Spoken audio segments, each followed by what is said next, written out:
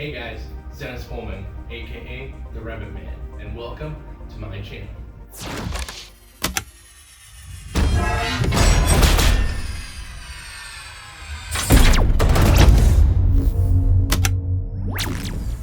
"15 years ago, I taught myself Revit, and I've never looked back.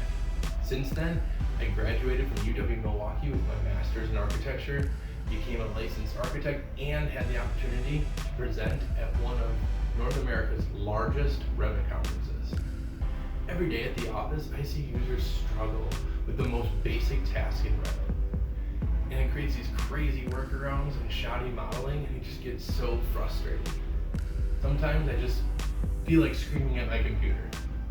Okay, not really, but I knew I had to do something about this. So here we are, my channel.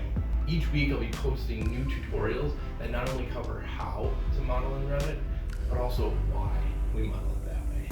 I'm gonna dive deep into Revit and show you every parameter, every setting, every element, so that you can model smarter and more efficiently. So whether you're new to Revit or a seasoned veteran, there's something here for you. So when you're ready to dive deep, click that subscribe button and let's get started.